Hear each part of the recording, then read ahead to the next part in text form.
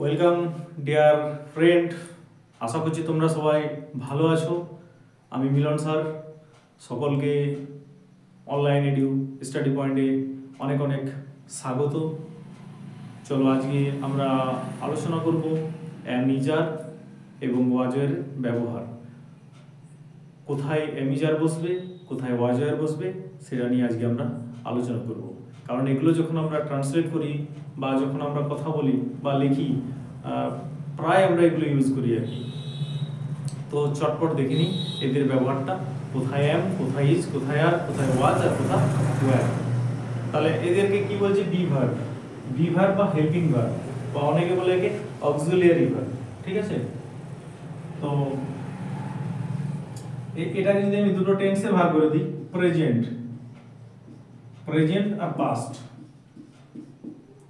তাহলে প্রেজেন্ট টেন্সে be verb হবে এম, ইজ, আর, এবং পাস্ট টেন্সে বি ভার্ব হবে ওয়াজ এবং ওয়্যার।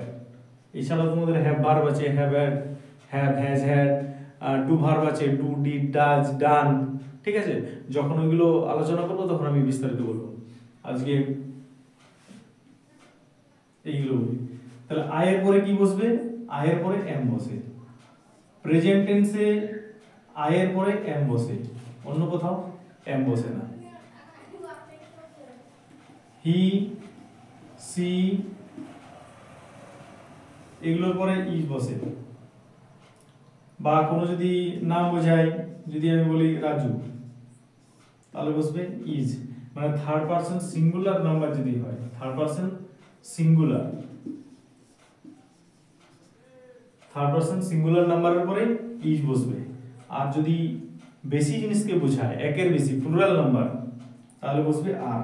যেমন you, are, they are, B O Y S, boys are. Past টেন্সে ওয়াজ কোথায় বসবে?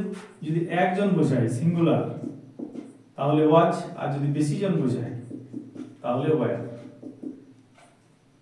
একজন যদি বোঝায় তাহলে ওয়াজ, বেশি জন যদি বোঝায় তাহলে ওয়্যার। তাহলে আয়ের পরে কি হবে? I was. হি একজন, হি এর পরে ওয়াজ। সি একজন, সি এর পরে ওয়াজ। দে বেশি জন, ওয়্যার। ইউ বেশি জন, বোঝাচ্ছে একের চেয়ে। ইউ মানে তুমিও হয় এবং তোমরাও হয়, যার জন্য ওয়্যার বসাচ্ছি। দা বয়েজ যদি আমরা করি তাহলে কি হবে? ওয়্যার। অর্থাৎ পাস্টে বি ভার্ব ওয়াজের মধ্যে যদি সিঙ্গুলার একজনকে বোঝালো তখন ওয়াজ, এবং বেশি জনকে বোঝালে ওয়্যার।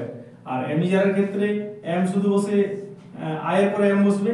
বাকি যদি একজন বোঝায় তাহলে তোমার ইজ, আর যদি বেশি জন বোঝায়, একের বেশি, তাহলে তোমার আর। ক্লিয়ার? এম শুধু কার পরে বসছে? আয়ের পরে। তারপর যদি সাবজেক্ট আমার সিঙ্গুলার হয় বা একজনকে বোঝায় তাহলে আমি কি বসাবো? ইজ বসাবো। আর যদি আমার বেশি জন বোঝায় তখন বসাবো আর। আর ইউ যেটা আছে আমার, ইউ মানে তুমি বা তোমরা হয়, তো যার জন্য এখানে আমরা আর এই বসাই। তাহলে চলো আরো কয়েকটা এক্সাম্পল দিয়ে আমরা দেখে নেবো আর কি, যে কোনটার পরে কি বসে।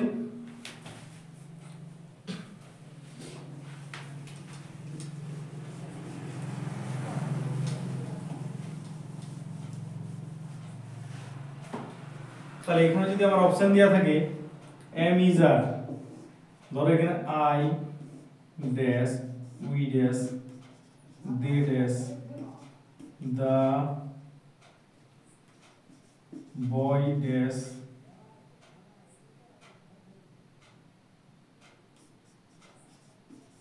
the girl dash,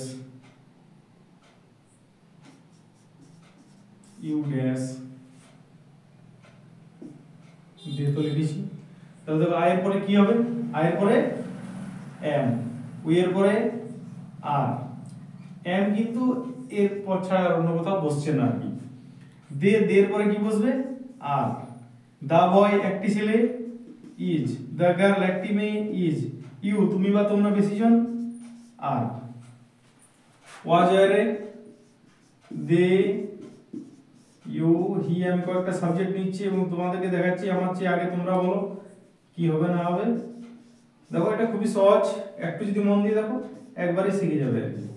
তাহলে দেখো দে দে মানে বেশিজন, তারা, তাহলে বেশিজন বোঝালে কি হবে ওয়্যার, ইউ তুমি বা তোমরা, যার জন্য ওয়্যার, হি একজন, ওয়াজ সি একজন, ওয়াজ ইট যদি একটা জিনিসকে বোঝায় ওয়াজ, আই এর পরে কি বসবে, আই মানে একজন, এখানে ওয়াজ, শুধু প্রেজেন্ট টেন্সের ক্ষেত্রে আই এর পরে এম বসছে আর বাকি রুলটা সেম আছে, সিঙ্গুলারে ইজ প্লুরালে ওয়াজ, এখানে সিঙ্গুলারে ওয়াজ প্লুরালে ওয়্যার। আশা করছি বুঝতে পেরেছো। যদি তোমার ভিডিওটি ভালো লেগে থাকে চ্যানেলটি প্রথমবার দেখলে সাবস্ক্রাইব করে রাখবে এবং পুরনো ভিউয়ার হয়ে থাকলে লাইক এবং বন্ধুদের মধ্যে শেয়ার করে দেবে। শেষ পর্যন্ত ভিডিওটি দেখার জন্য অসংখ্য ধন্যবাদ।